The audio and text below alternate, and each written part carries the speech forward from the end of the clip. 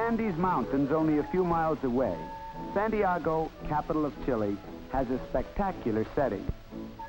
The Spanish conquistadores founded the city over 400 years ago.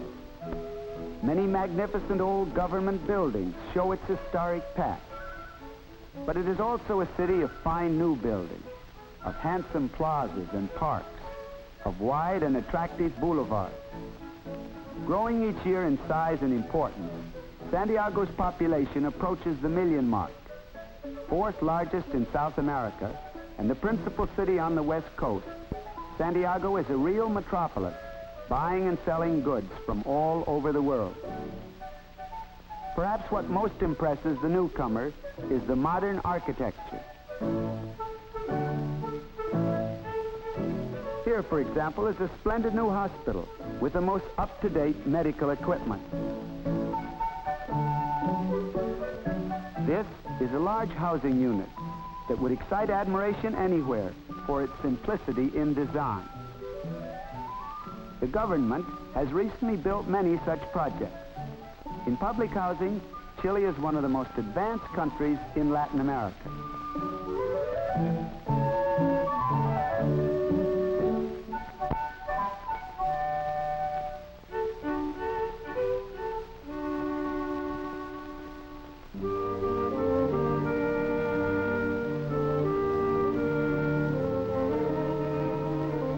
Like large cities everywhere, Santiago had and still has its slums. Probably 1/3 of the nation used to live in such adobe tenements. Here, with living conditions almost as bad as some in Washington or Charleston alleyways, disease and death rates mounted. For a time, Chile's infant mortality rate was dangerously high. With only the most primitive facilities for heating and cooking, without plumbing, with 5 or 6 persons crowded into a single room, with people too poor to buy screens or sufficient food, disease spread rapidly. In Santiago, tuberculosis alone claimed thousands of victims each year.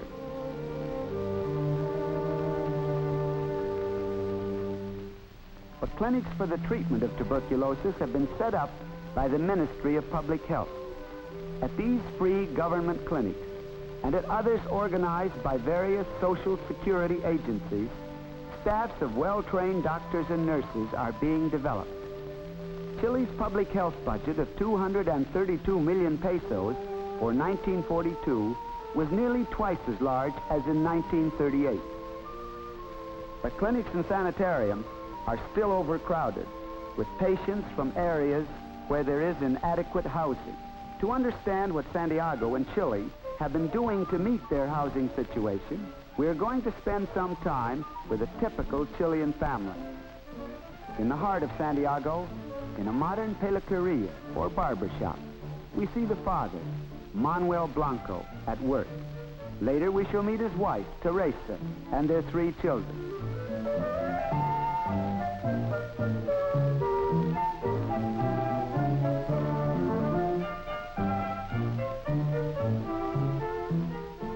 On a Saturday, the barber receives his weekly pay, less a deduction for Social Security due. His stamp book shows his income and insures him unemployment and medical benefits.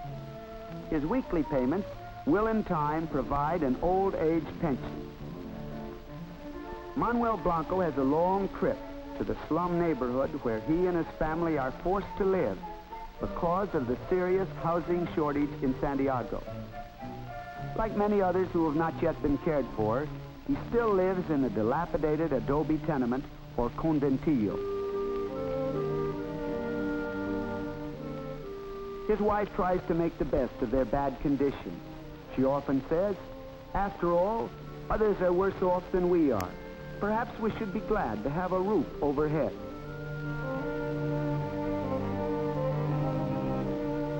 But the barber comes home tired, discouraged and unhappy.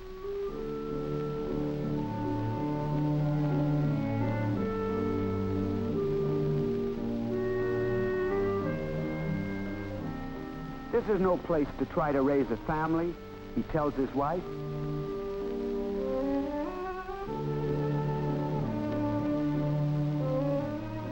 Even his two lively daughters, Juanita and Dolores, failed to cheer him up.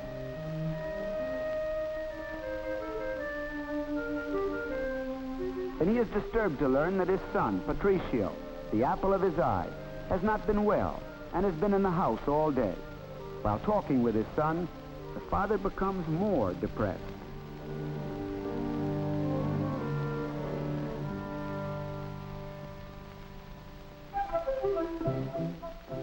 At the Caja de la Habitación Popular, or Government Housing Bureau, Senor and Senora Blanco fill out an application for admission to one of the many units being built in Santiago. But applications for new living quarters are not automatically approved.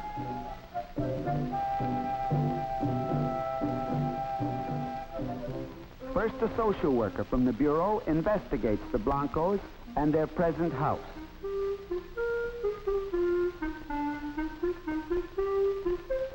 Only those living in substandard dwellings are eligible for admission, and the family income must be high enough to make the small monthly payments required to buy the new home.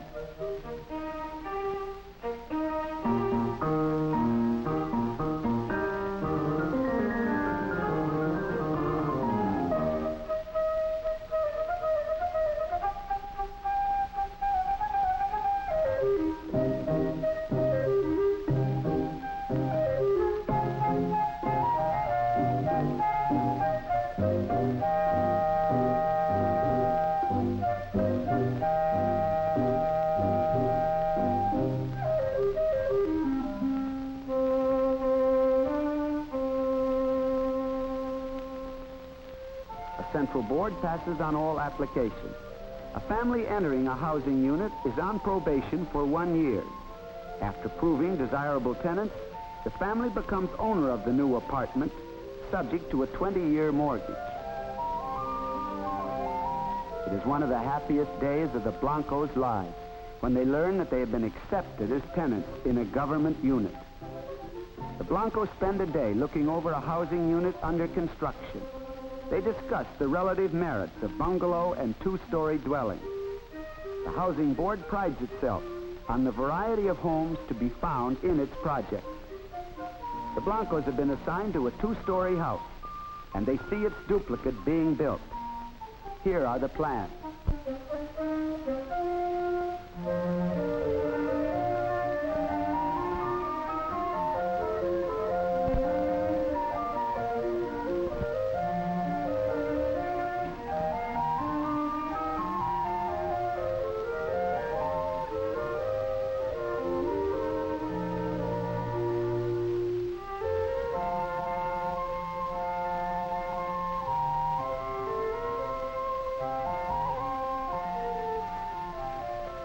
In the last 5 years, Chile has spent 150 million pesos to build new housing units for more than 8,000 families.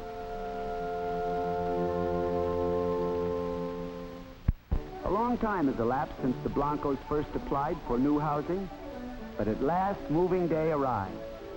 From their crowded, dark little house, they moved to a fine new home at Poblacion Vivacete.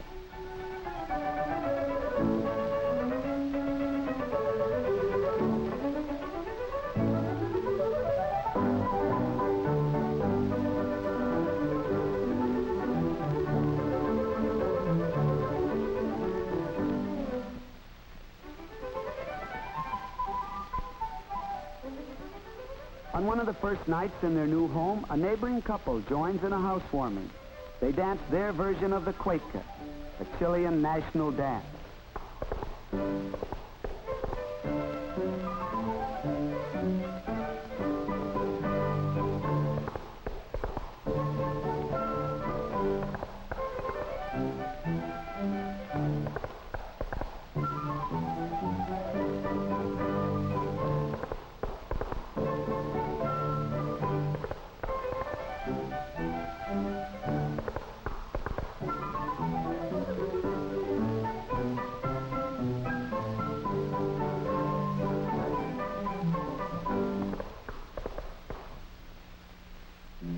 Let us spend a typical morning with the family. In their new home, the Blancos probably represent fairly well about 1/3 of Chile's million families. A small group in Chilean society, perhaps 10,000 wealthy families, live in much better circumstances. But the majority of Chile's families probably do not live as well as the Blancos in their new surroundings.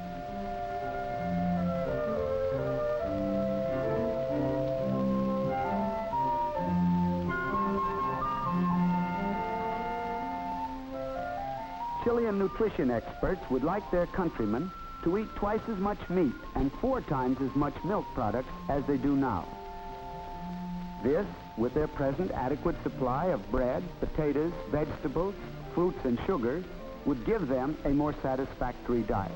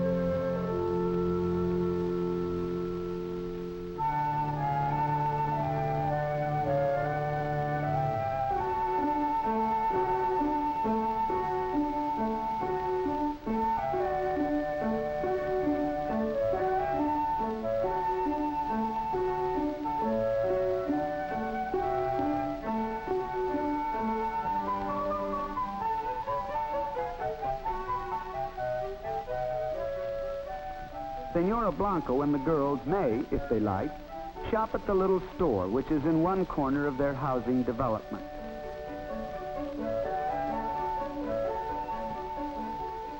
But for fresh vegetables, she patronizes the outdoor market in the nearby park.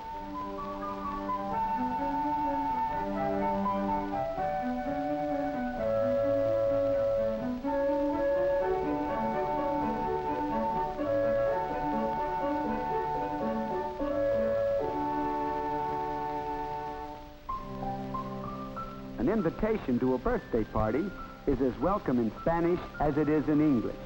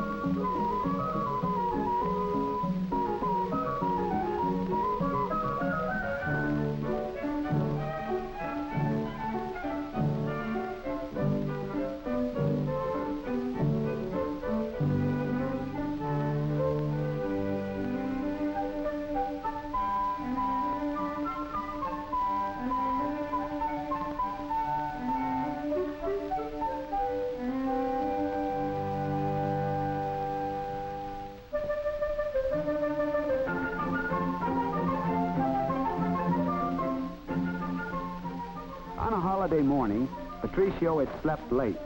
He is called by friends who suggest a swim in the nearby Carabinero pool.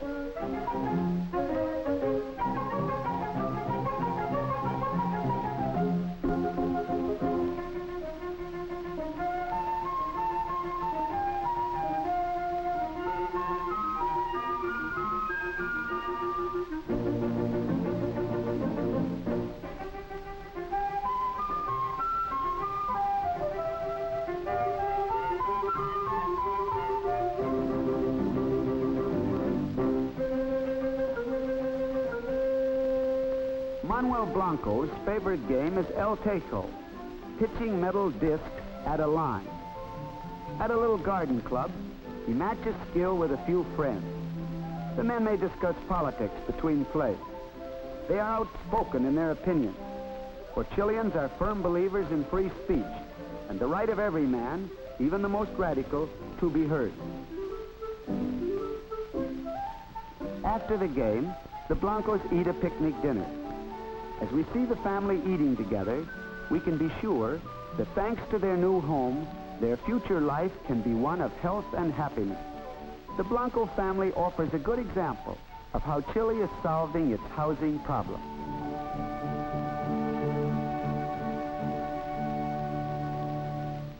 The tenements are gradually disappearing, in spite of many obstacles, such as lack of money and a tendency to keep to the old ways. The lower income groups, once badly housed, clerks, street peddlers, cooks, day laborers, are slowly but surely receiving better housing. Chile's housing program is getting started all over the country. In dozens of other cities besides Santiago, large housing projects are being built. Some of the new units are of the most simple type. Others are of much more elaborate architecture. But all are designed for the workers of Chile, so that they may have space, light, and air. Good housing, Chile believes, is a permanent social investment. It pays dividends in healthier and happier people.